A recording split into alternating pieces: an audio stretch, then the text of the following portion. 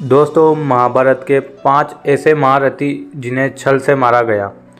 कुरुक्षेत्र का मैदान, जहां करोड़ों योद्धाओं ने धर्म और अधर्म के नाम पर युद्ध में भाग लिया और अपनी जान गंवा दी, इस महायुद्ध को महाभारत के नाम से जाना है। श्री कृष्ण ने इस युद्ध से पहले अर्जुन से कहा था कि इन योद्धाओं को गौर से देख लो, ये इस युग के सबसे महान और पराक्रमी योद्धा है, जो इस युद्ध के बाद शायद ही देखने को मिलेंगे और आने वाले युगों में ऐसे योद्धा फिर जन्म भी नहीं लेंगे। भगवान श्री कृष्ण की इस बात से ही महाभारत के महायुद्ध की भयंकर अंदाज लगा लिया। महाभारत के हजारों साल बीत गए, लेकिन कहते हैं कि आज भी कुरुक्षेत्र की जमीन योद्धाओं के लहू को पीकर लाल है। धर्म और अधर्म के इस युद्ध में धर्म की जीत के लिए कई महायोद्धाओं को छल पूर्वक और कईयों को युद्ध के नियम के विरुद्ध जाकर मार डाला गया, क्योंकि युद्ध का एक ही नियम होता है, जीत, और इसके लिए सारे नियम और लोकचार भूल दिए जाते हैं। इसी में नंबर 1 पे है भीष्म। जी हाँ दोस्तों, महाभारत के महायुद्ध में सबसे बुजुर्ग और सभी योद्धाओं में श्रेष्ठ भीष्म थे। अपनी राजभक्ति के कारण उन्होंने कौरवों के साथ युद्ध में भाग लेने का निर्णय लिया और पांडवों के विजय में सबसे बड़े बाधक बन गए।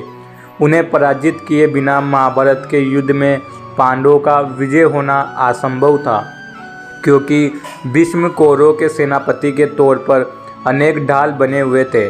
18 दिन तक चले इस युद्ध में भीष्म अकेले ही 10 दिनों तक पांडवों की सेना का संहार करते रहे। ऐसी स्थिति में भगवान श्री कृष्ण की सलाह से अर्जुन अपने रथ पर शिखंडी को लेकर आते हैं, जो ना पुरुष था ना स्त्री।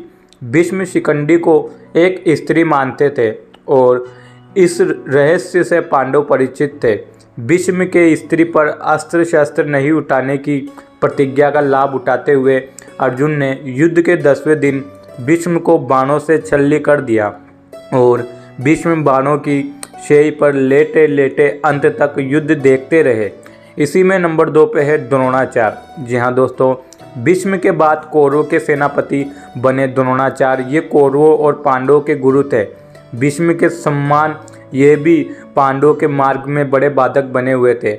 इन्हें भी युद्ध में पराजित कर पाना किसी के लिए भी असंभव था।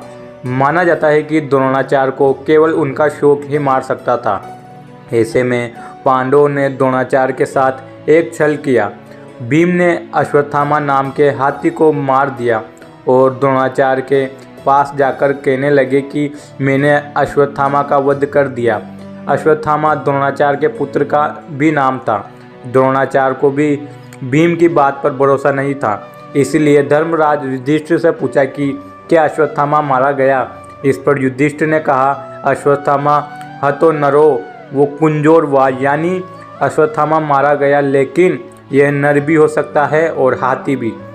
जब युधिष्ठिर यह कहकर चले गए तो उस समय भगवान श्री कृष्ण ने शंखनाद कर दिया, जिससे द्रोणाचार्य बात को सही से सुन पाए और शोकाकुल होकर अपने अस्त्र शस्त्र रख दिए।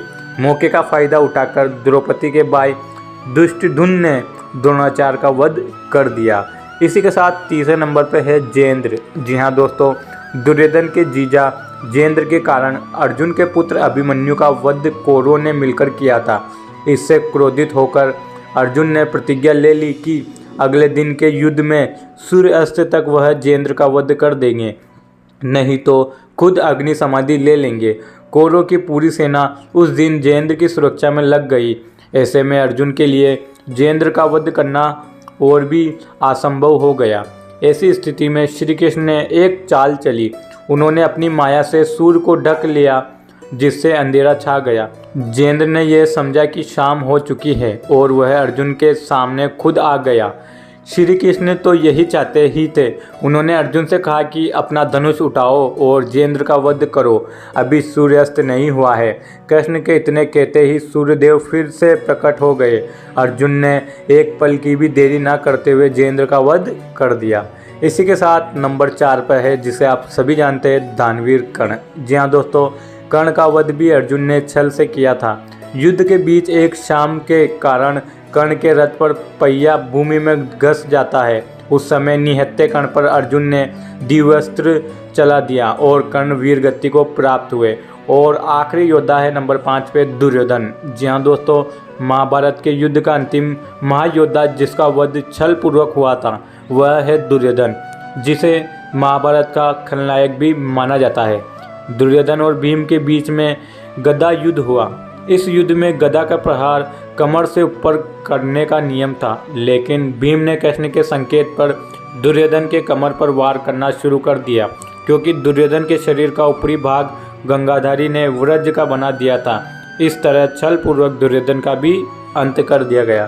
तो दोस्तों, ये थे महाभारत के सबसे 5 वीर गति वाले योद्धा जिन्हें हरा पाना असंभव था। तो दोस्तों, वीडियो पसंद आई है तो लाइक करिए, शेयर करिए, चैनल पर नहीं तो चैनल को सब्सक्राइब करिए। धन्यवाद।